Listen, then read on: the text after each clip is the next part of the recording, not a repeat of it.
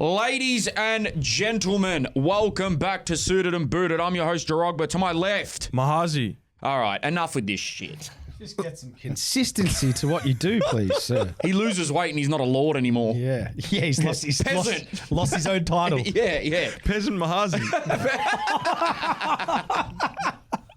To my right, Number 10. and to his right is the almanac of NPL Victoria, the Fabrizio Romano of the NPL scene. Round of applause, Mark Ivkovic. Yes. Pleasure to be here, boys. What is an almanac? I don't know, I just heard it once. Let's Google that. Can we get definition I feel of like that up? Naval Ravikant has a book Do you know what he called just The meant? Almanac, No idea. but I don't know He what has it means. no idea what you just said about him. I know the Fabrizio Romano reference. But Oh yeah, Fabrizio Romano. Is that accurate? What do you cover in the NPL? Because it seems like I know you do commentating. Almanac, an annual calendar containing important stats and statistical No, information. I think there's another meaning. There is another meaning. Wait, can you read that meaning out, Rashid, for the listeners? Here we go. What, the top one? The one that's come up. Just put what An we annual see. calendar containing important dates and statistical information such as astronomical Not bad. data That's and right. I'll tide take the tables. almanac. That's right. Tide tables. Are you doing tide tables at home with the NPL? I don't think so. Hold on now. A handbook typically published annually containing information of general interest or Don't on a let him sport find the or right pastime. one. I'm finding the right one right Oi. now. It may be, I may have meant Oracle. But you know what? You could be a handbook typically publishing annually. Oh, hold on. Yeah, definitely Oracle works. Definitely an Oracle. Okay, guys, before we get into the episode, give us 5 stars on Spotify. Make sure you like, comment, and subscribe on our YouTube. And just wait for that to go away. That doesn't matter, though, because there's no rules up here. Mark is a Patroni. You should be too. Exclusive content on that. You know we're going to the World Cup. You know we're going to ramp up the content on there. It's going to be like nothing you've ever seen in Australian football before, let alone Australia. Get on the Patreon. The Lord or the Peasant, whatever you want to go by, is running the show over there, and it's good fun. So head over to our Patreon. Back to the episode. Anyway. Whatever. Doesn't matter. I like it, bro. Marco, can you explain to everyone what you do across the NPL and like all your experiences so far? So severe NPL ballitis to begin with. Yeah. Condolences. Condolences to And a yourself. day one boot up, by Yes, the way. day one booter from the start, boys. Fucking OG Petroni as Yeah, well. well done, bro. We So- appreciate you. Love what you guys do. My background story, I was the football operations manager at Melbourne Knights from 2018 to 2022. So that involved recruitment, coaching, help, team management, all that stuff. So a lot of stuff behind the scenes. So that was a lot of hard work at a big club that was in a difficult transition period when we took over. So got it to a healthy stage, and then obviously the club fell away last year, which is disappointing to see. And then after my stint there, I got into the NPL commentary. And the last 3 years been doing that. Was fortunate last year to cover a lot of big games, the Preston South Melbourne games, the grand final last year, the Heidelberg Avondale game at Avenger Park. So a lot of big games, and then developed a bit of a reputation online on Twitter with my transfer news. So that most of my intel comes through that football operations period where I built a lot of relationships throughout the league and know a lot of the players and the coaches and admin people in the NPL. So yeah, So you were saying before you have 100% success rate on transfers on Twitter. not just transfers, coach sackings, incoming coaches, all that. So you break when you say 100%, like you're breaking it before it's known. before anyone's posted. So that's the Fabrizio Romano comment. Legit. That's, yeah. And So you are almanac. Fabrizio Romano. And an I almanac. have stolen his catchphrase of "Here we go" as well. That's where right. it You got comes to say it with a wog accent. How? So I know you explained the relationships stuff because it's odd, right? There's no like outside of yourself. There's no like real obvious news channel or journalist like covering the game crazily. Yet somehow in the NPL, word always gets around. And like it picks up wind and like there's stuff that we knew about players going and where Right, it's just like, wog shit talking. Yeah, like we're not overly clued in, but like we still know what's going on. Yeah. How does that happen? Like how does there a gossip mill get out so much with that? And Well, it's a tight-knit community to begin with. So, Chinese whispers happens very, very quickly. Player moves, An ex-teammate will tell his teammate and word gets around quickly. But sometimes my information comes directly from the source. Like a coach will tell me, hey, put this out. They want it out there, maybe for a bit of hype or a bit of attention on that situation. So as I've, done bigger news breaks, then that gets attention and then people want to give me that information to put it out there. So that's been helpful. But definitely been a busy off season, over 125 transfers in the NPL in this off season. Do you ever cop it from people for putting stuff out or people getting mad at you breaking news? It's only happened probably twice with some transfers. Really? Yeah. Most of the time it's all right. I think, it's the club's fault. If the news is there. If word gets out, it gets out. What were those 2 times? One was Luca Tavia. Preston? No, not to Preston. Before he went to Green Gully, he'd actually joined Avondale. This is 2 seasons ago when he was at Port Melbourne. And I'd put it out there that he'd gone to Avondale and he'd changed his mind and gone to Green Gully. And his agent, Luca himself, they were fuming that I'd put the Avondale news out there. So got direct contact from them. And the other time, I can't remember exactly, to be honest, but I think it was a coach or someone. But yeah, not much negative feedback. That's lower than I thought because I would have thought, not that you're doing anything wrong, but you know how people get like, why'd you say it? We wanted to say it. Like all that more than Well, then say it. Yeah. The more negative feedback I get is we do an NPL Victoria podcast. Yes. And I'm pretty scathing with my opinions on that. And don't mince my words. And then you've got to go to the ground the week after and commentate a team. You can cop a bit of backlash, but that's the nature of the beast. Like when you say scathing, like what do you mean exactly? Last season, for example, I was very scathing on the Melbourne Knights, in particular at the start of the season, with some of the coaching decisions they were making, and had a run-in with Ivan Franic last year when he was coaching and had a few heated words before a game that I commentated. But, that doesn't bother me. It doesn't change the way that I operate and my opinions. Imagine if we were like, I'm just starting to think now some of our listeners wouldn't be able to cope with that. With what? With us being scathing, because we're not scathing up here. No, at all. Not at all. Like not at all. Oh, sometimes. But Melbourne Knights is close to home for you, right? We hold your club some too. games. So yeah, it's interesting as a pundit of. I feel some of the people I work with on Paramount are very, very conscious that, for instance, in the A-League, it's a very small league, and relationships are important. But so people they do challenge decisions and stuff. But when I look at like England and the Premier League and the way punditry is, like Jamie Carragher, I'll use this example. Yeah. He said on Casemiro, you leave the football before the football leaves you, the famous one-liner. And then 1 year later, he's like, the football's found him. And it's like, but he's willing to say retire and then go back. But no one would go to that level, I don't feel, in Australian football. People don't like to be wrong. They don't like to admit that they were wrong. So it happens. But also, Australian football is very sensitive. The most sensitive in the world, I think. I think in the A-League, it's different as well to the NPL. They're paid media people.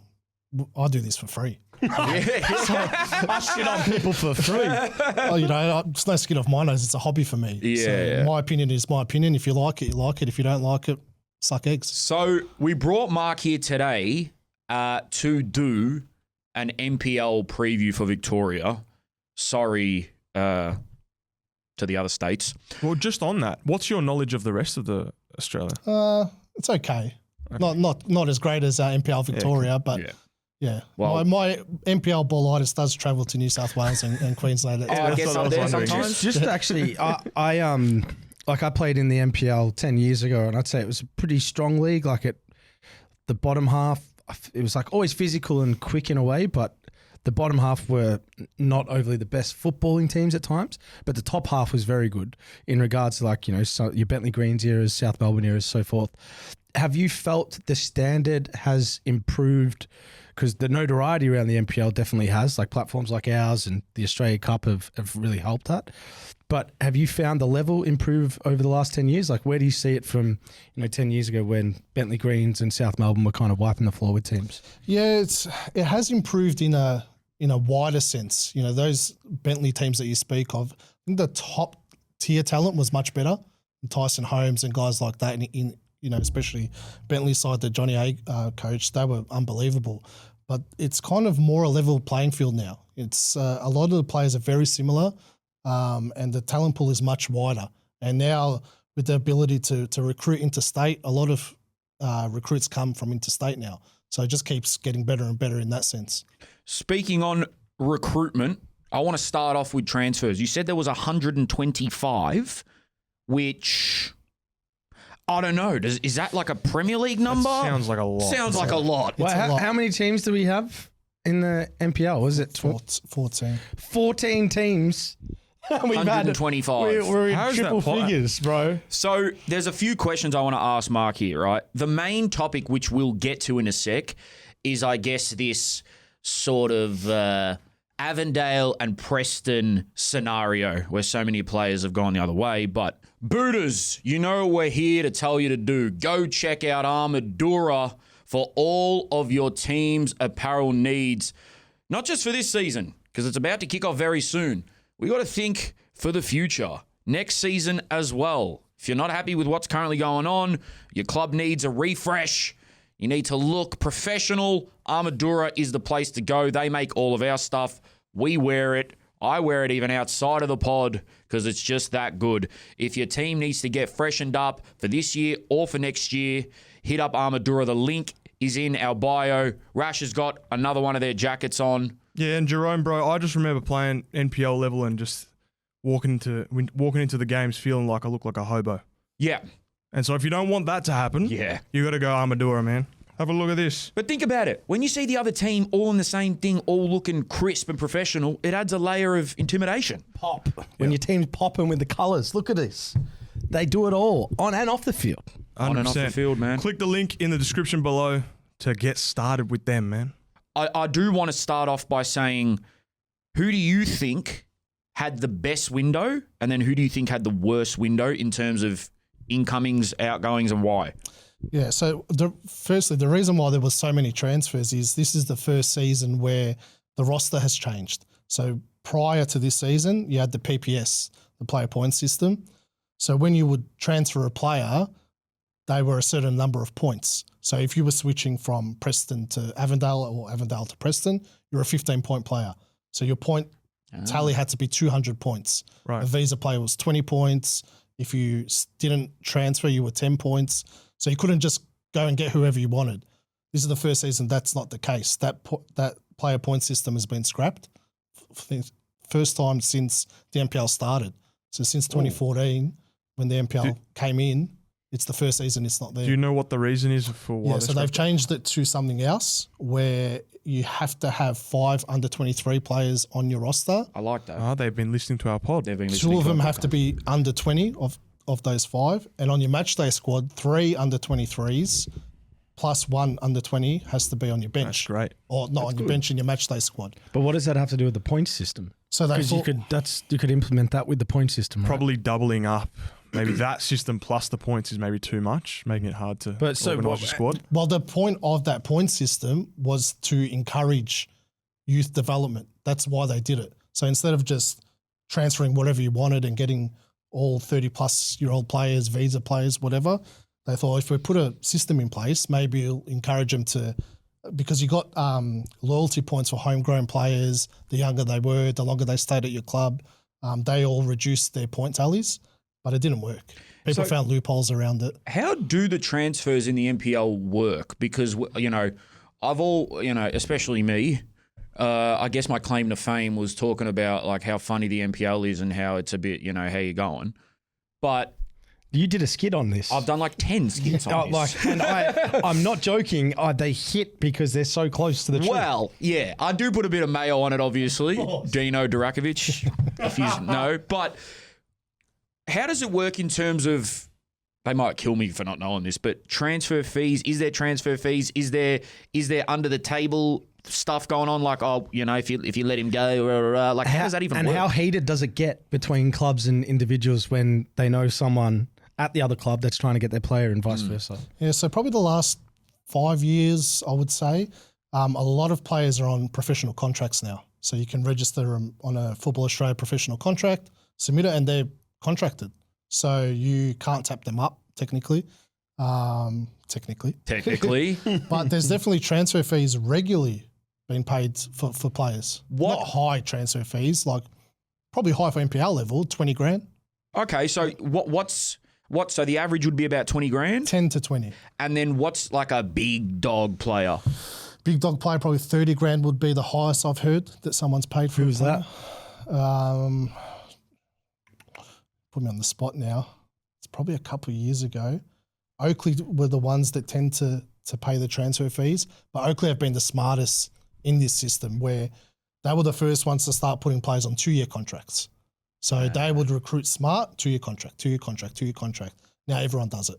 So Compared to what, a 1-year it contract? was always 1-year Yeah, contract yeah. because you didn't know what you were going to get. Yeah, We'll sign you, Jerome, but you might end up being shit. Yeah, So, I wouldn't, but yeah. you know, Oakley got really clever with their contracts and put everyone on 2 years, and that's where the transfer fees started because everyone was on a 2-year deal. We need better players. We need to start paying transfer fees. So within these deals, we've spoken about this earlier, but we haven't had a expert to speak about it. So within some of these deals, or even just contracts with the players signing at different clubs, we're talking accommodation, cars. Yep. What have you seen any other things added into the contracts? Work, giving them work, jobs. Careers? Jobs, yeah. There's so many things. I remember once, you know, you've got to, if you don't have too much money to offer and you're trying to get a better player, mate, there was one year I signed a player and paid for his Foxtel. Put Foxtel in his contract. Holy shit. Premium subscription. Access to that primo. red button as And he well. was going to uni, paid for his Met card for the year. He asked for the adult channels as well with the bastard. Yeah. I want the late night channels too, sir. Bro, imagine joining an NPL club now and being like, listen, the way to get me to play good is I need Stan, Paramount, Netflix, and OnlyFans. Yeah. I need all my stuff. It's a lot of money. That was about 10 years ago. So, but you've got to be clever. The thing now is sign-on fees. That's the big thing. Yeah. You know, that's taken off in the last 2 or 3 years. Upfront payment. As in, it's gone up. The prices have increased. Massively. Yeah. Really? Has players' wages gone up now from like 10 years ago? Like, 100%. Can you give us like an average wage of like a decent player and then what the highest paid might be getting now? I'll give you an example. So when I first entered Clubland and started doing contracts was 2018. You could get a above average player on $700 a week. Now a $700 player wouldn't even be a lower tier player. You know, like the minimum of a average NPL player would be $1,000 a week now. Wow. What? All I right. remember $1,000 a week 10 Holy years ago shit. was You're a baller. top 3 dog. Yeah. No So chance now. what is maybe the top 5 dogs in the league on? Or maybe don't say who because I know it's a bit techie, but is there a figure that you know that there is an NPL player on currently? I won't say the player, but I Yeah. know a big dog player that signed for a club this year, 30 grand sign-on fee, 2.5 grand a week is their wage. So this comes back to the point of why people don't jump into the A-League at times because that's a lot of money, Yeah, that's man. a lot of money. But in saying that, they've also upped the amount of training sessions they're doing and the commitment aspect, the amount of games they play per season, which was very different back when we were playing NPL. Yeah, it was 3 2 times or 3 a week days max. maximum, And you'd hope you get a coach where it was 2. and you maybe 6 weeks pre-season. Yeah. Now they're Now they started at the end of November. Is everyone doing what Johnny A's doing with Heidelberg with this like 4 or 5 times a week, treating it as a pro sport now? I don't think everyone has. It's hard for clubs, especially the championship clubs. They started second week of Jan, middle of Jan. You know, they've had a very shortened preseason. That's why it's such an interesting season this year. You've got the curveball of those championship clubs. You've got South Melbourne in the OSC Pro League. They miss about 6 games of the NPL where it crosses over the OFC Pro League. You've got Preston on -6 points, Dandenong City -4 points. So many curveballs this season that makes it very interesting. Yeah. So back to, I guess, the transfers. Who do you think has had the best window, and then who do you think hasn't recruited well? Well, up until yesterday, I would say Preston definitely had the best transfer window. But Luca Tavia going to Perth Glory on the Dinstadt because he's key into the way Zoran Markovski, who's joined Preston as their new head coach, he's key to the way he plays. So that's a massive loss for them. But transfer window closes tomorrow, and pretty sure Preston will find a replacement for Luca Tavir in the next 24 hours. Oh, really? Yeah, I don't think it'll be a local Australian player. Pretty sure it's a big name visa player that they're trying to get. So whether they can pull that off, we shall see. Can't drop names. So just don't even ask. Hey. Go on, speculate, Jake. fuck, they've got Mata. Yeah. Guys, did you say Karen Benzema's coming to Preston? So just looking at Preston now, Jamal Ali from Heidelberg, Aiden Bryce, Avondale. They did have Luca, but he's obviously gone. And they've lost Amir as well. They lost Amir. The two biggest signings that they've lost. Mayan, which was the young goalkeeper at Avondale, Sian, Avondale, George Mihalidis, Melbourne Victoria NPL, Zach Chanchi, who I fucking rate. He's gone from Avondale, the young Is it the young boy? The young boy, the Cole Palmer one. Wow. Bozanovsky from Victory NPL, and then as well Stefan Zinni from Avondale. So, I mean, that's how many. Aiden Bryce is a huge signing. Yeah. That's a massive signing. I worked with him at Knights. We were the ones that brought him from northern New South Wales to Victoria. And his career has just improved every single year. Probably, for me, the best centre-back in the competition.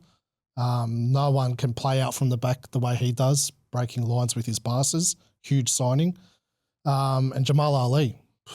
Really, if Heidelberg wasn't as good as they were last season, he would have been the player of the year. Yep. He just, had Lesiotis taking points off him, Buljawach taking points off him every week. So. How did they get Jamal Ali? Was it money?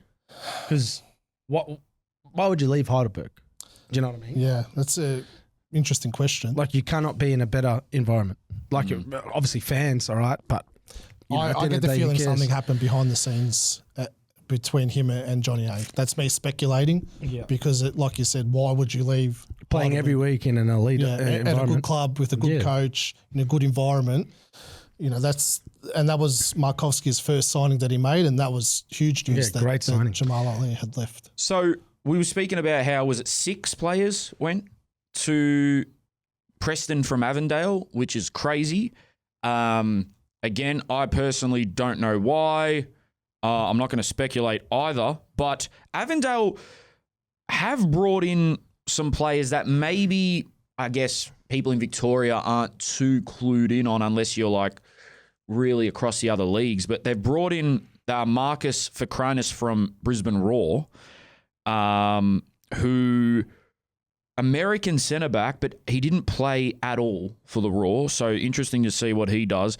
And then the two that I've been told that are very, very good are these 2 attacking midfielders from Japan, Keitatsu Kojima and Seita Mirai, both from Morton City. They're the 2 apparently that obviously Bruno signed on, but are they the 2 that everyone's talking about? Yeah, Morton City played Avondale in the championship. They're the ones that knocked them out in the first knockout game. And those 2 Japanese boys tore them to shreds that game. They were super impressive. You dare say that deal would have been done probably after that game to bring him over. Japanese players are very good recruits in the NPL. I've recruited some in my time in Clubland. They're just very, very easy to deal with. In terms of they won't be asking for Foxtel in their contract, that's for sure. They're just humble people. Yes, sir, no, sir. They stay to themselves. Professional. They adapt to Australia very easily as well. And yeah, like you said, professional, very easy to deal with. Just on the Avondale front, they had such a good season last year. I mean, to beat Heidelberg by, what was it, 5 points? Yeah. 5 points. And honestly, I said it last year when Avondale played Heidelberg in a game. I was like, it's one of the highest standards of NPL football I've ever seen. It was. We were there, right? Yeah, it was fucking awesome. Heidelberg, almost went and won the Australia Cup, and the amount of respect we have for them for how they played against those A-League teams, how they, kept the core group on the park, how they trained 5 times a week, and Avondale beat them. I don't know what happened there, but to change a winning formula, and we've got a lot of respect and love for Avondale, to be honest, they've helped us and our show a lot because we've gone on flights and been away with them, and they're a great club. But to change a winning formula, to me, is absolutely crazy. Why and what's your feeling around them with that amount of change after that amount of success? it's very risky. It can either be a genius move or it could be an absolute disaster. But the question is, have any of the players that have left because they want to leave? Or has it been they've not get their contracts renewed? You would say a lot of them felt very loyal to Zoran Markovski, who's the coach at Preston now. You know, I know Zoran personally, and he's a very likable guy. You guys have done a bit of work with him as well. He is. He's a very great guy. You know, he built that culture at Avondale. When he took over, they were still decent. I think they made the grand final the year before he took over, but they weren't Avondale what they are now or were up until last year. It took him 7 years, probably 5 of those 7 years until they won a championship. But he built an elite culture. You know, they were fearsome. He hated playing Avondale. Under him, Andy Vargas and Jeff Fleming was the coaching staff there.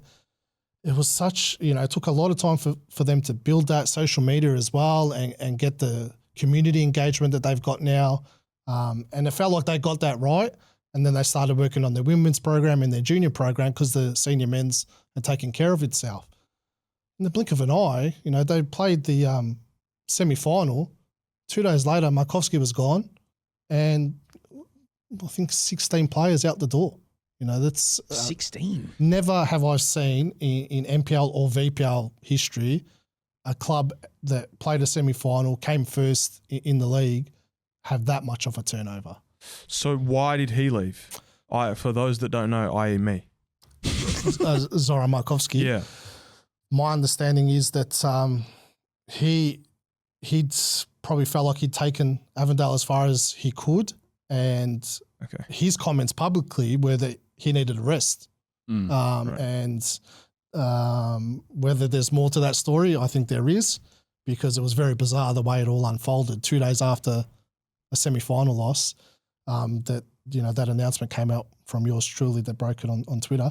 But I thought that was a massive story, and to me, it still does not make sense. You know, I've got direct quotes from everyone involved in that, and I can't piece that story together. We saw Blake Carpenter over the weekend, and I asked him, because obviously a lot of changes, which you know, I guess everyone was in shock with, but he was like, he thinks they've actually improved, which is a big statement. So I'm looking forward to watching that. Also with Avondale, I think we said it on a pod before, but that club has potentially more full-time staff than some of the smaller clubs in the A-League. They're very they are really well run. Their back office, they put people on full-time employment in like incredible areas, like from a sports science point of view to an administration point of view. Like, it's a very impressive club.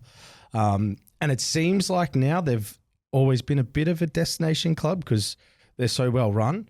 But because of now the professional element that they've got to it, they attract players that want to take their football seriously. Well, if you look at a lot of their recruits, they've all had professional experience. Whether they played much, that's the question. You know, a lot of guys in A-League setups that they've attracted from interstate, you know, want to stay in those environments, and that's why you're able to recruit those type of players. Bruno Fornaroli, you know, what a guy. I'm sure he wasn't too interested in playing NPL at his age. Obviously, the money would have been pretty impressive for him, but the setup as well. You know, it would still feel like a professional environment to him. Who do you think lacked then? So Preston would be the ones that, I guess, recruited the best. Who do you think lacked? Just before I get to that, for me, I say Preston did the best, not just because of the Avondale signings. Preston made a semi-final as well. Yeah. And they had a very good squad to begin with in their first year in the NPL. And the players that they've added are not no-name players. They're top-level NPL quality players. To add that to a team that made a semi-final, that's, you know, you don't see that every year. So that's why I say they're the best. The worst, there's a couple of teams, I'll say. One would be Dandenong Thunder because of the players they lost. They lost Yuki Yoshida to South Melbourne. Big loss. Jamie Young's gone back to Queensland. Tice Van Amarongan, the centre-back that they had. My guy. He went to Sutherland Jerome's Sharks in New South Wales, which was bizarre that he moved there. Kyle Taylor, the English midfielder, he departed as well. Is that the one from... He was from the UK. Yeah. Did he play Bournemouth or something? Yes, one of those. Yeah. One of those English clubs. They're huge losses. You know, Yoshida was key to them. Jamie Young was massive, and Van Amarongan as well. And who they've brought in, they're okay. You know, George Mells is there. He's got a lot of experience in the league. Jackson Courtney Perkins was another Avondale player that left. He's gone there. But I just don't feel like they've replaced what they lost. That's massive outs. And Altona Magic, for me, has probably had one of the poorer transfer windows. I feel sorry for their coach, Goran Lozanovsky. I think you played under Loza, didn't you? Northcote, yeah. It's when you won the title with Loza. Yeah. It's probably the last good coaching gig he had. He's always taken these impossible jobs, Loza, for whatever reason, just doesn't get one of those top-level jobs. And he manages to do well. He's been at Altona for 3 years now. When he took over, they didn't have one player at the club when he took over. And then they dominated when we were at Moreland Zebras. They won the league that year. Altona. And they got promoted, yeah. In the league below. Yep. So, he's had to rebuild 3 squads in 3 years and managed to avoid relegation, but I think their luck might run out this year because some of the recruits they brought in, you can just see he's just grabbed whatever he could to get in the door to have a squad. Maybe he'll work miracles again, but your luck's got to run out eventually. I just want to ask on the, it's basically like an average of 8 or 9 transfers per team. Yeah. Is that what we're looking at? Is that like an accurate stat? Probably, yeah, round about. But is that accurate of the NPL as well? Because I recall it can be quite a wishy-washy competition. That's why that point system came in, to eliminate that. It used to be like that probably back in your day when you played. But the last few years, not really. Like, for example, Avondale in the previous years, they would add 1 or 2 high-quality recruits to their squad because of the point system, and they had a good team. But usually you don't see this much movement. So do you see that as making it hard to almost predict what's going to happen next season, let's say, or this season? This is one of the hardest years to predict, in my opinion. And I'm commentating the Avondale South Melbourne game this week. That's the hardest game of all time to commentate. Avondale, we've got no idea who these guys are, what numbers they wear, what they look like, how they play, how they set up. And South, they're flying back from Vanuatu or wherever they played yesterday tomorrow. You don't know who's playing for them on Saturday. So these round 1 games, the commentator, are a disaster. 2 more points on the transfers till we move on to some other stuff. Again, my knowledge is not the greatest, but from what I've been told, Green Gully actually had a decent transfer window. Kerr, Taufik, Bilal Habib, Michael Weir, Yui Ahmed, but I've just been told he injured himself. Yes, badly. I think it's a season-ending injury. Oh, that's fucked. Yeah, from what I heard, he ripped his hamstring off the bone. Yeah. Operation. Yeah, he's having surgery, so I would dare say his season's done. Thoughts out to Yui Ahmed. And I do want to give a shout-out as well. Alion Kifler, one of the young boys at Green Gully, apparently he's had a stellar preseason, so shout-out to my guy. How do you reckon that the teams coming up did? Do you reckon they strengthened enough? Bentley Greens did. George Katsakis is their head coach, and he's been around the traps for a very long time and been successful at Heidelberg for a long time. So for him to come into Bentley last year and get them promoted, he did extremely well. I saw the new Herald Sun writer on the NPL reckon they're going to finish top 4. Not top 4, but I would say they're a chance to make the top 6. No, he was quoted saying... Katsakis said that. What's his name? Something Higgins. Ben Higgins. Ben Higgins said he thought they could finish top 4. I think they could. It's a big call. They're a contender to make the finals because of Katsakis' history in the league.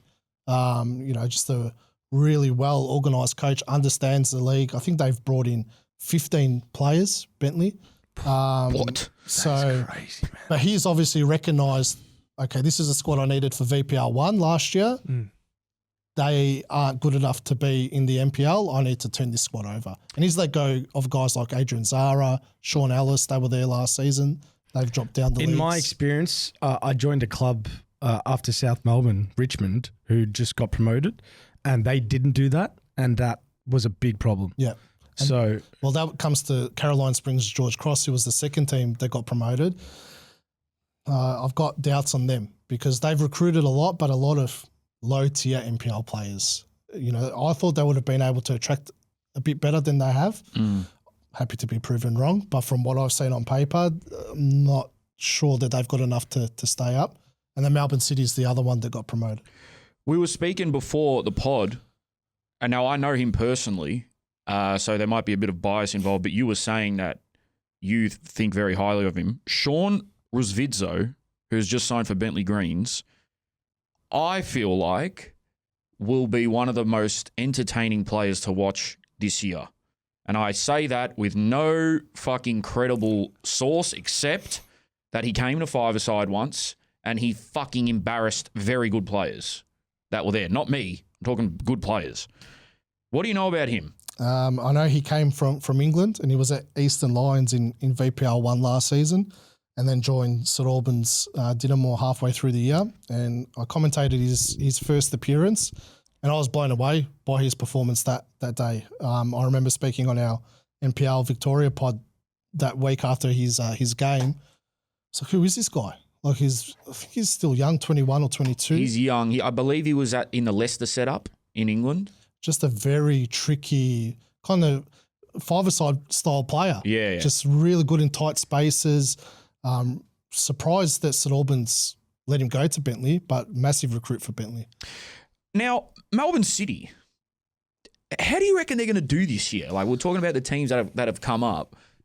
They obviously did incredible last year, and they're a conveyor belt of talent. How are they going to do against the big boys? Because it's a completely different game. I know they're very good, but you got 15-year-olds in the team. Do they? Yeah. Well, Yeah, what would their average age be? They go super young, Melbourne City. I think they're the youngest academy. Last year, I think their average age was 16 last year. that's fucking the team insane. that got promoted. What pretty a young, yeah. great steep learning curve of development that's going to be. Yeah, I've got concerns over them though because It's a bit young, but what I will say before you get to your point, Mark, just on academy, it's not the AIS obviously, but the AIS used to come back and play in the NPL for years. Because when I was in the VIS, we were the reserves. There was a period where the AIS after 15 games were on top. Yep. So, and I know that's more like the Joeys, let's say, but they'll definitely take some points off teams. Yep. How They will. You saw Melbourne Victory last year started off the season quite well. Then they tapered off. And that's where my concern is with these academy sides. Once the season really gets going after 10 games and, it starts becoming a grind and then they stop losing, they start losing these scholarship players that drop down and play for them every week, that's when their results start to turn. I have a feeling that the opposite was happening and that's why they changed it, was because AIS were struggling in the NPL. I'm not too sure. I think it was when the National Youth League came in. It's a couple of years they were in the VPL. I feel like there was in the VPL and they were really struggling. Yeah, They might have, but usually, to add to the second layer of my point, which you're right, is AIS would lose players to the A-League and then they'd bring in the new cattle. Okay. And then that usually, my one experience of watching week in, week out, they went boom. Yeah. They went from the top. Hey, is it just me or I'm full fucking G'd up now to watch NPL? Yeah. Mark's G'd us up. The stream numbers last year were Legit. insane. Yeah. I remember that South Preston game, which we did a vlog on. There was 50,000 people. Please get 1080p. Oh, what do they got? 480? It's not 1080. 480. Something, bro. I know it's hard, but and fuck. costly. But Yeah, and we costly. had a meeting last week with the commentators. It was 2.5 million views Whoa. for this season, and I think that Football Victoria's target was 1 mil. Fuck So yeah. they definitely exceeded that. But there was big games last year, like that Preston South game. That was extraordinary. That was one of the best football games I remember I've ever been to. commentating that game that day. I'd never get nervous. I was shitting myself that day. Which grounds or fixtures would you say is your most favourite place to go in the NPL? Definitely Preston. It's Outside of that one, outside of that. give us maybe 3 or 4. Dandenong Thunder's good. Thunder's the best. You know, the elimination final against Dandenong City there, that was probably one of the best atmospheres of the season. Who else is not bad? South Melbourne's always a good place to go, especially when they play Heidelberg. That's a good game to commentate to. George Cross will be good this season. You know, they've got a decent fan base that's been away for a long time, and a lot of like third generation people are going back to George Cross now. Like guys my age that, you know, probably haven't followed the league too much, but I've seen through social media that are getting back involved at the club. So that'll be an interesting one. St Albans, Dinamo. Oh, yeah, nice. That's a great That's atmosphere on a a Sunday difficult afternoon. place to play. I've never though. been there. Our It's a friend very Cam difficult Watson, place to play. the head coach. Yeah, he's done well there. Yeah, how are they going to go? Because they were a bit up and down last year, but obviously, as Dragicevic was signed from to Melbourne Victory, so he was obviously, Cam told me, rated him big time. Yeah. How are they looking? They look okay. They lost a couple of other players as well. Josh Diven, he's dropped down to VPR 1, and Lucas Burns has gone to George Cross. So a couple of big losses for them. They've brought in a Japanese number 6. He's a gun. Yeah. I don't know anything He's about Japanese. him. If he wears Mizunos and he's got a little headband and his bangs are like going out to, he's going to be a fucking gun. I actually watched St Albans in a pre-season game, NPL Ballitis. Yes, I go to some pre-season games. Wow, man. We need to get, it's incurable. So. Well, it's not curable. So I watched him in a pre-season game. I heard big things about him prior to going and watch that game, and I was really impressed. So, look, they lost Nick Ansell, which is a massive loss for them. But where's Nick Ansell gone? I'm not sure where he's gone. I'm not sure if he's retired or dropped down to leagues. I'm joking. But yeah, St Albans always just float about that mid-table, fighting relegation, fighting for a final spot. It's tight in that mid-table. Who's a team that really, like I know they lost a couple of players, but they have added, which we haven't touched on. And they didn't have a great start to last year, but it's a real opportunity for them to get back up the top with some of the point systems, the deductions, and who they brought in, but is South. Because, to go and do what they did in the championship and how they bounced back towards the end of last year where it looked like mid-season they were almost fighting relegation. Are you expecting them to be pushing like they used to? It's because of the OFC Pro League. You don't know how they're going to manage that. I think they would have expected to have more points in that league at the moment. They won yesterday, but they drew the 2 previous games. So I think they were hoping by now they were comfortable in that league and they could focus a bit more on the NPL and rest in the OFC. But I think they've got eyes on OFC, and then they'll let the season work itself out. They'll lose games that they probably shouldn't lose because of that. But come the end of round 26, they'll make sure that they're in that top 4. And top dumb question, which I should know the answer to this, but I'm having a blank. But I know in the A-League you don't. But do you get prize money if you're in the NPL? Yeah, 20 grand. Okay, so yeah. So you can buy one player. So right, if you own South Melbourne, you want to win the OFC. Yeah, I read yesterday that it was, I think it's 250 grand prize money for the winner of that league. And the eligibility for World Club Cup, right? Yeah, but I don't think South can because technically... Is there technicality on we're that? not in Oceania. We're in Asia. Damn, Vanuatu's gone. Right, let's get some bold predictions in. So we'll try keep them like a little bit quick fire, but, go into detail if you have to. The surprise team to make finals. Who have you got? I've got 2. Mm-hmm. They both have green in their name. So Green Gully's 1. It's a surprise because they haven't played finals football for 4 years now, Green Gully. We're used to them being successful from, I think we're all similar age, but they haven't been for a long time. So I think with the way they've recruited, yes, Huey Ahmed's injury is a loss, but I think they should make the top 6 this season. And Bentley Greens is my smoky to make it into the top 6. Shout out to Jono Clemente and Taufik. Good luck at Green Gully. Bentley Greens, huh? I haven't been to their game in years. I actually was walking my dog the other day. I'm an avid schnuzz guy. Oh, really? My local schnuzz store just happens to be around the corner from Bentley Green. So I thought I took my dog and we went for a walk. And then I actually watched 20 minutes of behind closed doors. Preston were playing Bentley last weekend. Oh, you are a spy. Who hired you? I was standing behind the gate going, shh. And what did you see? I saw 6-0 Preston.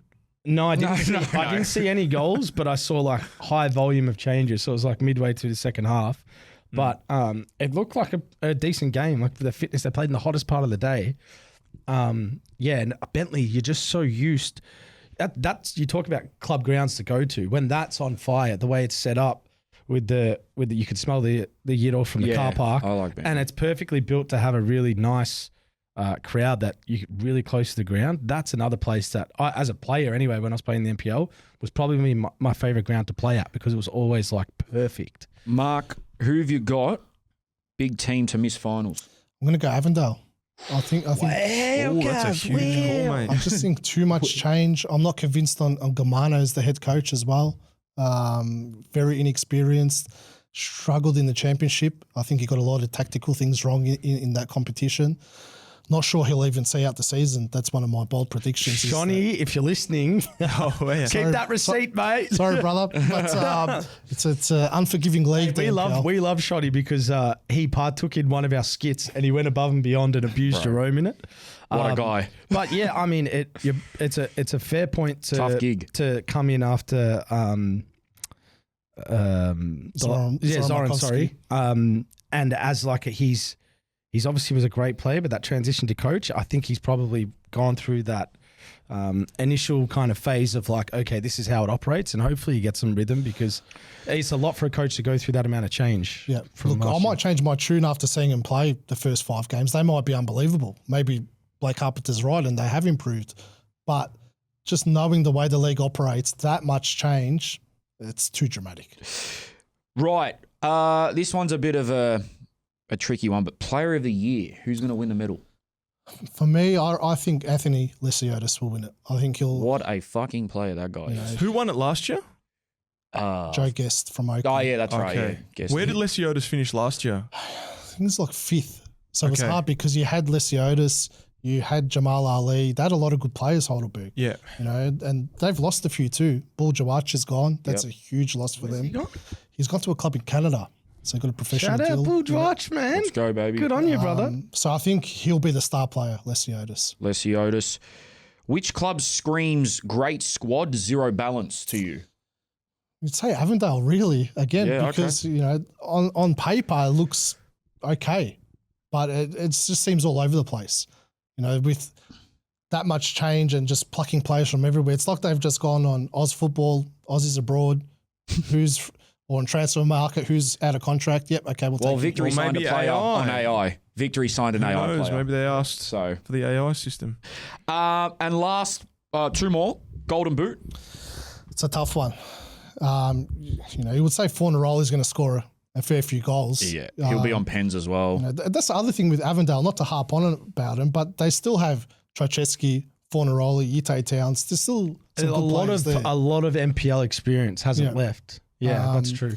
But I reckon for me, Alex Salmon, if he can stay fit from Oakley, he had a lot of injuries last year. For me, he's the prime striker in the competition. When he's fit and can play 26 games, unstoppable. And we probably left it. Sorry, we probably left a little bit out of the conversation here of like Heidelberg's going to be right back in the mix again. 100%. I mean, a couple of changes, but ultimately you've kept your mainstays that are your ex-A League experience that were brilliant players. You mentioned Lesiotis, but Collins, Bro, the keeper. your best mate, left lean. Left lean, what a fucking player he is. smacked in the balls. Yeah.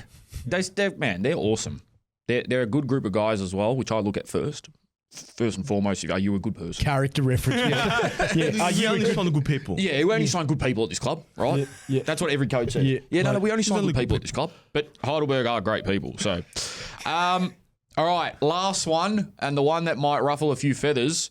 I believe you have it already done. Ladder prediction. Go from bottom to top. Bottom to top. Pause. Oh, hey, all I will say with this is good luck for what you're going to say here because it's going to come back and get you 100%. because we did it on the A-League and I'm still hearing about it today. Oh, my God. man. People need Hey, to mate, just you chill, said dog. this, man. People actually, I'm not going to say the club, but there is one club out there that still holds a receipt on us Yeah, for putting him chill. somewhere. Man, everybody's got to be somewhere. We can't you know put what I'm everyone saying? first. Like, yeah. 100%. We're not oracles or almanacs. Almanacs. Almonds. Let's go, Marco. In last place, I have Melbourne City. I just can't see him surviving. Yep. You know, if they had kept Diamante as their coach, maybe it would have been a bit different. But he's a massive loss. You know, to the respect he had from that playing group, and also Marcus Humbert, their captain's gone to Heidelberg as well. So that's a Great player. another massive loss for them. So unfortunately, someone's got to finish last, and my prediction is Melbourne City. Joining them in relegation, I think, will be Altona Magic. I just can't see them staying up this year. And the third team, Caroline Springs George Cross, I've got in 12th position to get relegated. So sorry to those 3 teams, but you've got to predict someone. Everybody's got to be somewhere. Yes, correct. Then just surviving, I think Hume City. I think they've had a really interesting off-season, lost a lot of key players and haven't recruited too well. Another team I've watched in a friendly and was not impressed with what I saw. They played Melbourne Victory, who's in VPL 1 now, and were down 3-0 after 20 minutes. So that wasn't an impressive game. Dandy Thunder in 10th spot. Like I said before, I just think they haven't replaced what they lost. 9th, St Albans. Just that's where they usually float around. Is just that mid-table. That's where they hang out. Keep that, mate. Keep that receipt. And I think they'll be happy with that. If they can, have a challenge at that top 6, I think they're just happy to They continue. did go on a bit of a run last year, though, didn't they? They've done that the last 2 years. They get a momentum. They flirt with relegation. That late season window opens up, and then they just go bang. They'll win 6-7 games. Oh, they got Lloyd Isgrove. Yeah, I did forget to mention that. So that's a good signing for St Great Albans. signing. Bentley in 8th, Avondale in 7th, and then my top 6, Dandy City. I think they don't get enough respect in the media circles. No one speaks about them. Dandenong City. They made the grand final last year. Yeah, that's true. Yeah, when you They knocked we didn't even Avondale off speak about him here yet. We haven't spoken about him. Shout out to 3175, man. They're from the areas, brother. Is King Kenny gone? Yeah, he has. He's gone to Brunswick Juventus. Ooh. Yeah. Okay. But they have brought in a striker from Lang Warren who has been scoring goals for fun in VPR 1. So good signing by them. There's just a solid group of players, Dandenong City. Nick Tolios, one of the best coaches in the competition as well. You can't, -4, they start on that, but they're still a competitive team. They should play finals football again. Shout out City. Green Gully in 5th, as we said, recruited really well. They should be up there this season. I've got South Melbourne in 4th just because of that OFC Pro League. I think if they were just playing NPL this season, they'd be a top 2 team. How long does that go on for? Like, how long is that going to impact into the season? I think June is when it finishes. Playing in 2 leagues. Yeah. So they've got no commitments for the next 2 weeks, and the next hub's in Melbourne, which will help them. Forgive me, not to pocket talk or anything like that, but how are they making that commercially viable for players that are in full-time work? Well, do you know what I mean? Like, how do you... Because you travel, right? What I've heard is that, the players are a little bit over it already. They're travelling to Vanuatu, Fiji, Solomon Islands. It's a lot of travel, and they work, and they've got to, take time off for a week because they play 3 games in a week. It's not you just go play a game and fly back. You're playing Monday, Wednesday, Saturday. It's game. So after there will game. be up until June. They will miss. It's not every week. Yeah. But I think they've got 2 weeks off now. The next hub's in Melbourne. They'll play 3 games in a week in that round. And then there's a break, and then there's finals and stuff if they make it. So the grand final's in June, I believe. Okay, I'm just trying to understand. So it's almost like maybe 4 or 5 rounds where they won't have their starting 11s. 6 games that clashes. So I'm not sure. I don't know what they're going to do. Do they have half the squad here? Your starting 11's tired. That's like you don't have your starting 11 there. If they're playing in that. Yeah, league. I'm not sure how they're going to balance it. If they're going to take that full squad away. Oh, that's hard. That's why you can't predict South Melbourne. Yeah. Because you just don't know how they're going to manage it. It's a problem they chose to have because they went after this OFC license very hard. Well, that's why I think, they've known they're playing in this competition. I think they'll just manage the NPL to do that, to finish 4th. The squad's good enough to win it. We're in Australia. All you've got to do is win the grand final. You don't have to finish first. So as long as they're in that top 6, they'll balance that, in my opinion. 3rd, I've got Oakley. They're always up there, Oakley. They've been very quiet this off-season, but they have brought in Tom Manos from Avondale, the goalkeeper. Oh, Tommy. Liston Diaz as well. He was killing it for Port Melbourne last year in the struggling team. He's a gun. So they'll be up there, Oakley. Player of the Year, Joe Guest, Alex Salmon. Very good squad. Labib. Where have I heard that name before? Fat Pizza? No. They've signed him for Olympic Kingsway, right back. I think he's got a brother that's maybe highly talented. Yeah, maybe. What I've read about him. Preston 2nd and Heidelberg to finish 1st. Far out. That top 6 is spicy, isn't it? Hey, it's hard to split them. Those games are going to be. We got to go to a few of those matchups. I can't even support a team. Like, why? There's a running theme with you. No. Whoever treats me the best, whoever pays me the best. Whoever gets on the list. Yep. Nah, but I go to the most games with Thunder. So they'd probably be the team that I'm closest associated to. But then City's the closest team to my house. I like going there. It's good on a Friday night or whenever it's Friday night they play, don't they?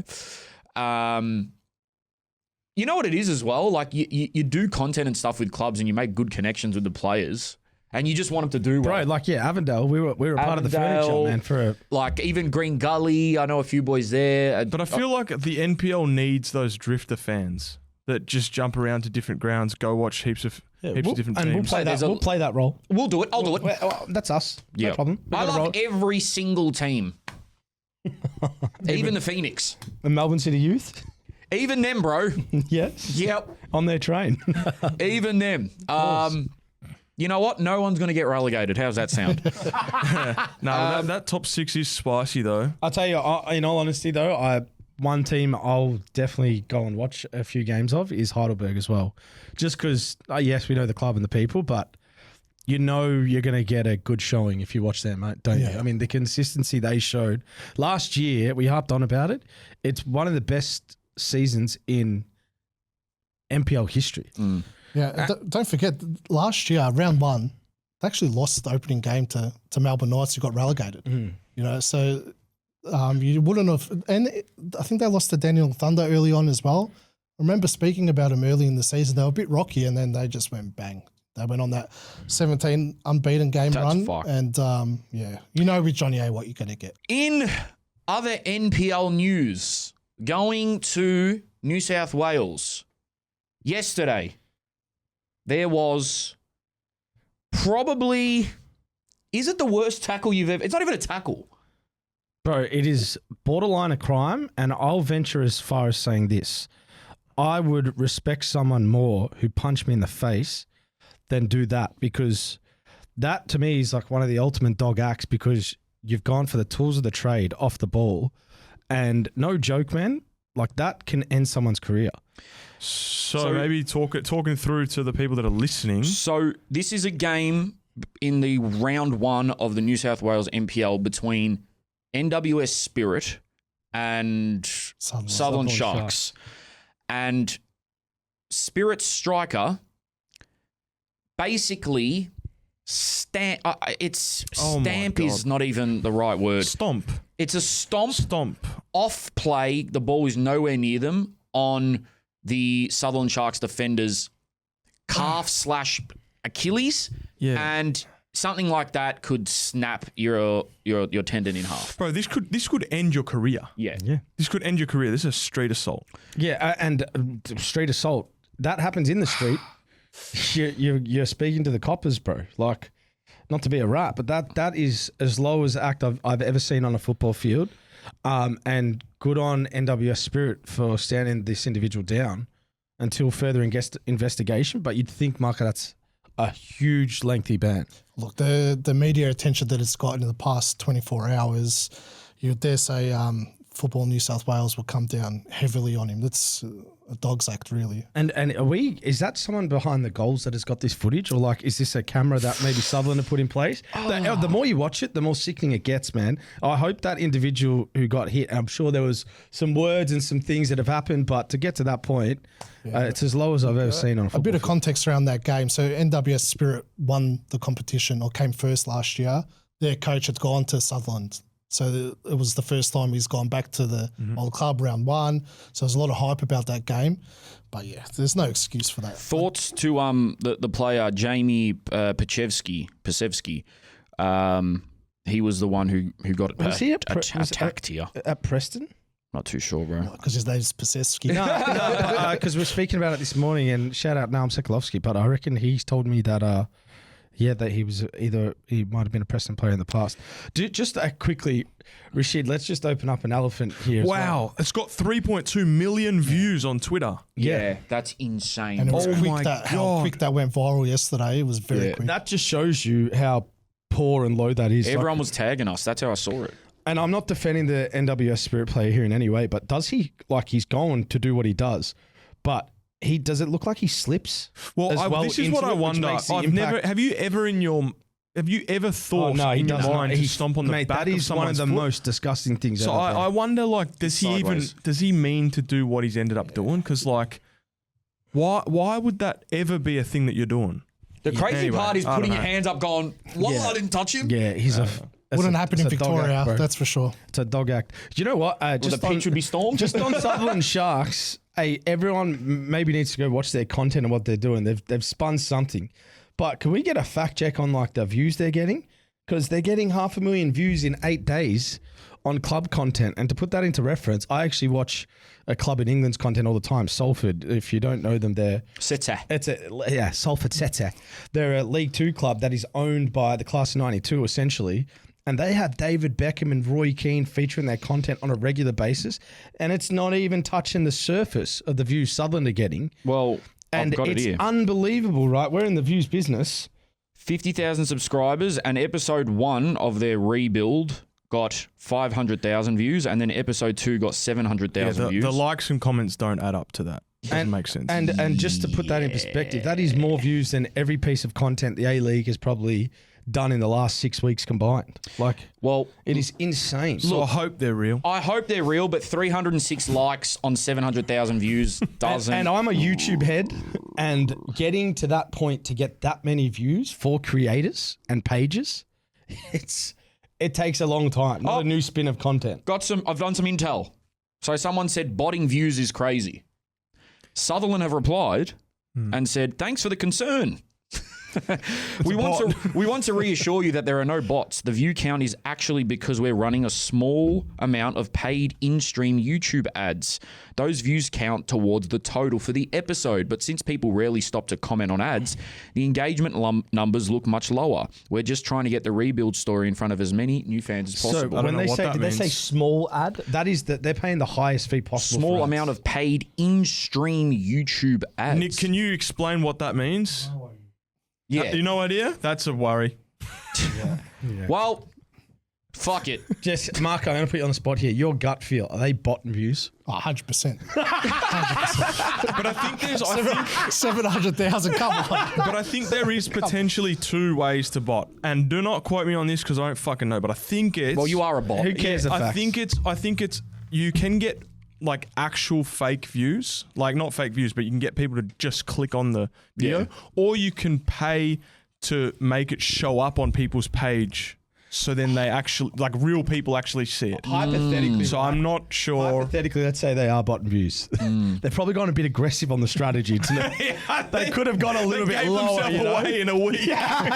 Like they've stolen a gold watch and they're wearing it around town. You know what I mean? Yeah, like, but boys, you know what? fucking hell. Fuck it, because imagine if they hit up a mad sponsor who's not tech savvy Yeah, and they've got no idea about botting views, and it's just like 700,000 people saw it. That's 7 MCGs. You boys want 100 grand?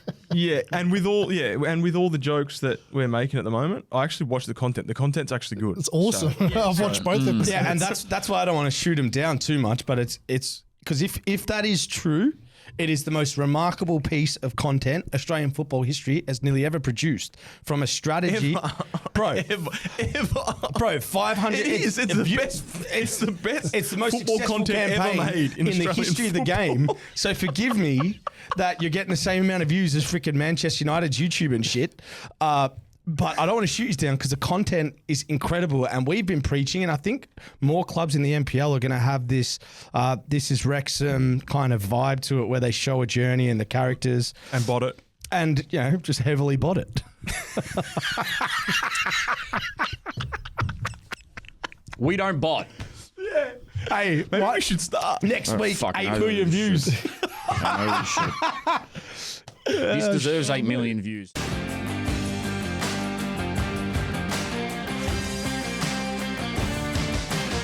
Booters, it is time for our eToro moment of the week. It is our weekly segment. Big thanks to our sponsors, eToro. If you're keen to kick off your investing journey, support the podcast. Check out the link in the bio for eToro. We have a hilarious clip this week. I'm sure Michael Volkanis doesn't find it hilarious, but you got to understand within the context, this is crazy. Now, he has been... Is he the GOAT of press conferences this year, or is it Griffiths? If this segment had started at the start of the year, dare I say there might have been 4 or 5 Volkanis press I think conference he's the moments. GOAT. He is the GOAT? He's Valkanis the great. Volkanis Yeah, the Great. Volkanis the Great. And this potentially might be his best press conference Now, yet. Jake, can you please give us a little bit of a backstory as to why he is so seething in this press conference? Well, it's not the first time he's had a approach to the referees in a press conference where he's felt hard done by. But we were discussing his motives here, which we'll get into. But ultimately, what he's trying to say is that he's trying to have a discussion with referees either in game or post game. We don't know which one he's referencing. And he's getting shut down with zero explanations, zero room for communication, and being told to sit down. but he got sent off. And he got sent off. He got sent off. Yes. Correct? Yes. So he's gotten sent off after the game, and I was reading some comments online. I didn't watch the game, so I'm not going to comment on that. But people were saying online, this is a Jose Mourinho-esque tactic of taking the attention away from the playing group because they haven't won in however so many games, and putting it on himself, which could be admirable, but at the same time, you know, there's pros and cons to doing either. I don't know. If it is that, then it's smart, but I don't think it's that calculated because he's been doing that the whole season. Maybe. So, Nico, and he seems genuinely upset. he's fuming. Nico, let's run this for the Buddhas. Stop, sit back, stop, not talking. They're the answers I get when I ask a question. How do you feel? How do you feel about that now? You understand That's what I'm fine. getting? There we go. Anyone else got a question? No, Crazy stop, as sit back. Don't talk, sit down. No, stop. Do you think, no, you know what? I'm really frustrated today. I'm really frustrated. I came back here to Australia for my kids. This part's to have a crazy. really good life, and I'm thinking, what has happened here? What has happened in this country that we cannot ask a question? It is not right that anyone is arrogant like that and doesn't answer. It's not right. I'm really frustrated. I don't even want to speak about the game. See, that's today, what to people tell are the mentioning. truth. I'm really frustrated that I was sent off after the game for no reason whatsoever. I asked a question why I got the yellow card. And he said to me, move away. Why did I get the yellow card? And then if it's just going to be against me and you want to send me off, just make it very clear. Just tell Brisbane Roar, tell the hierarchy, look, better he sits in the ground. We don't want him coaching because it's wrong. Wait. It's really wrong. Did I hear that correct? Let us just, we're asking a question. We're on the sideline. We ask questions. We don't get answers. I don't know what else to say. It's like we're playing against everyone. That'll do, Nick. I think the rest of it's sort of just... Look, it always takes two to tango, obviously, right? But I can attest to asking refs questions and them saying, you can't ask a Oh, question. for sure. They love it. Sometimes I think that's correct. Like, as funny as this is, and probably he's done something, I don't know, to maybe warrant it in this situation. I'm not sure. But, yeah, I don't know why you can't just have conversations I with know- refs. Some I know refs Mickey- let you do it, but not I all. know Mickey Valkanis, right? And he wears his heart on his sleeve. His passion is his power, in a way. I tend to want to back him a bit here because I know him personally and he coached me, but ultimately he might have been on one at the end of the game too because Oh, hell yeah. before this happened and whatever happened in the last round with Central Coast and Brisbane, it was heated, mate. There's a fight in the tunnels. It made it on Twitter. Yes. The cops were called, which apparently was rubbish and Brisbane denied. But after they lost, when he was going off, he was having words with Warren Moon and throughout the broadcast, like, good on Eric Parley for calling out. He's like, when did this become a thing? The benches going at each other, all right on the field, but off the field. And he was having words with the coach when they shook hands. So that instance, that was caught on Paramount. And that for me was, I probably would want to have that moment again if I was him to have a bit more kind of courtesy and respect and lose well. But he was fiery. So I think that next phase must have come after that, right? I'm going to be real. If I was a coach, I would be this on steroids. Like, this is exactly how I would do it. But I know that deep down it's probably not the right tactic to go with, especially when your team's doing so poorly. Well, and Sabit Noor got a yellow card in the first half for throwing a Brisbane player, and the whole bench was up straight away, and it was like fiery. And there was a shot of him having a long convo with the ref at the time about why he got the yellow card. I'm not going to say he got a great deal of answers, but the ref practically gave him a reason. Yeah, but so Who gave who a reason? the player, because there was... Oh, okay. Yeah. But you know how you said we're not sure what he's referencing? I think he's referencing when he got the yellow card. Yeah, the yellow card or the yellow red card? Because he says the yellow card in the Yeah, but speech. he's saying he got a second yellow for asking why he got the first yellow, right? Yeah. Yeah. Put it this way. Again, takes two to tango, but I'm sure that maybe the referees have reached a boiling point with him, and it's Yeah, like, how many potentially. times are you going to question me? Until now, I'm just going to say, mate, just stop. Potentially, Like, probably.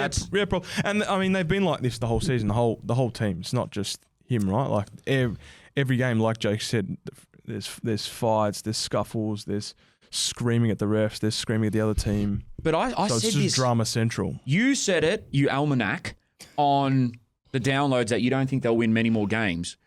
But before that, I was questioning a few times on this pod, like, is this approach sustainable to make every game chaos? Because when it doesn't go your way, it's much more detrimental, as we're seeing. So, yeah, you can create chaos and do the Mourinho stuff, but only When you know what's going, when you're staying, When not you're in control. chaotic. Yeah. If the chaos is making chaos for yourself. Yeah, Yeah, that's exactly I right. reckon he'll know that he can't get sent off. I mean, getting sent off as a coach is, it can happen, but to get it, twice in 16 games or whatever is too much, and you do hurt the team. But it's interesting the style of play that Brisbane's taken when I've worked with Michael Valkanis as a coach. He came through as a coach in like the Pep Barca era, and he was fascinated by it. He worked under Josep Gombau, who played some of the best football A-League's ever seen. And when he used to take sessions, it was like rub your hands type as a player, because tactically the way he was very switched on. He knows football to a very, very high degree.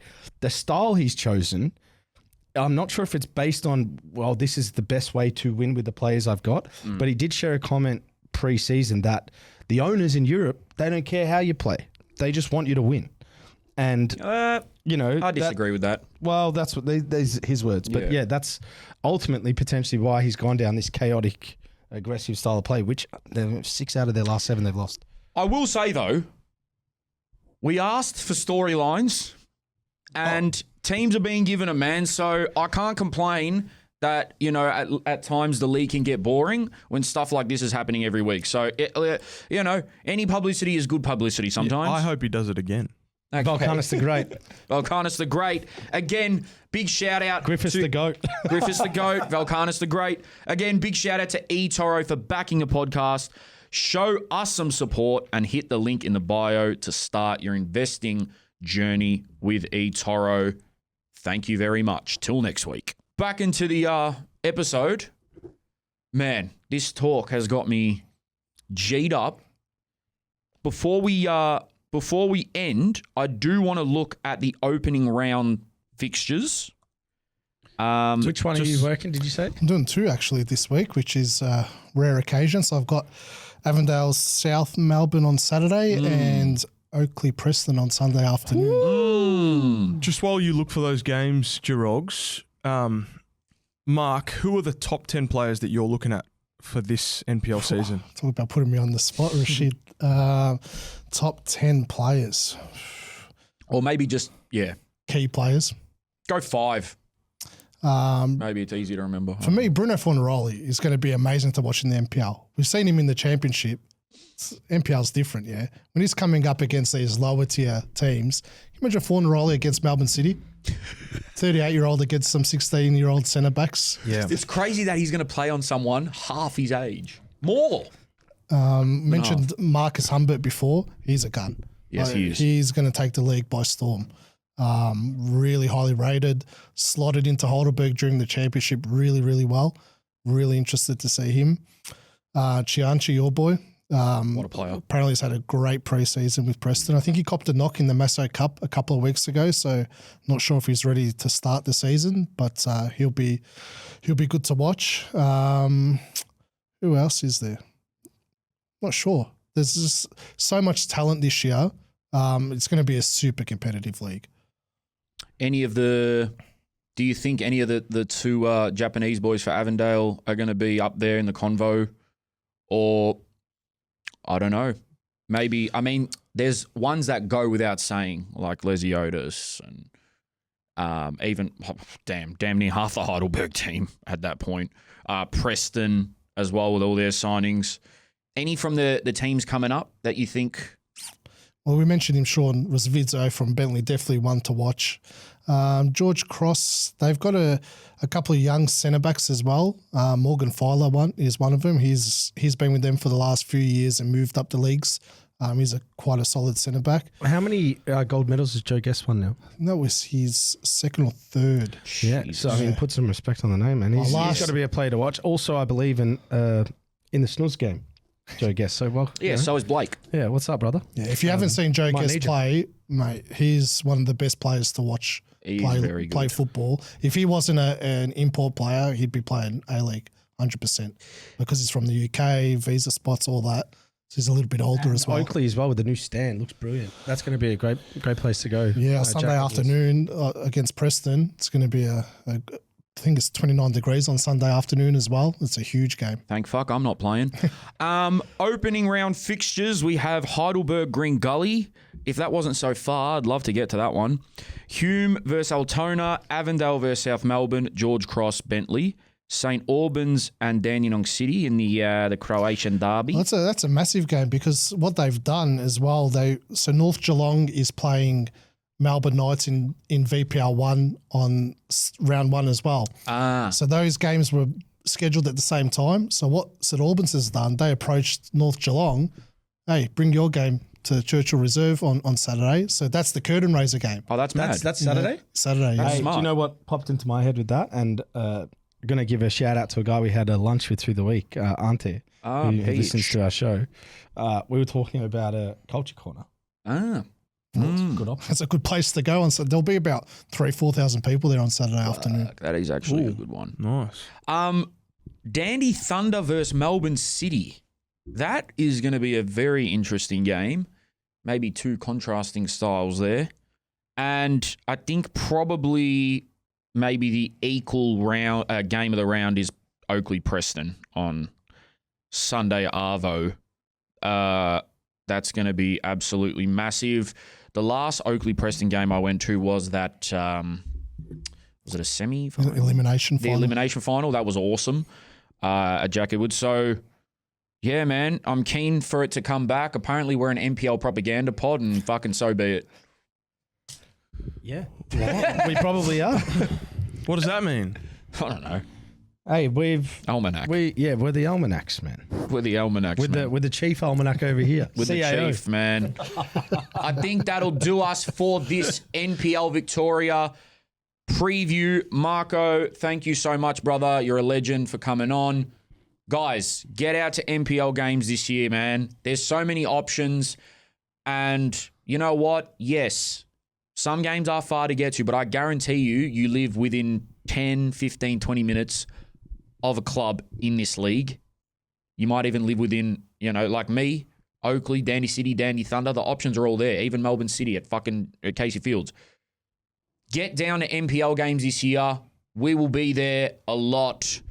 And, support the league. We get an overwhelming amount of messages of talking about being an NPL propaganda show of people that we've either rejigged into playing just by talking about it or people going to games.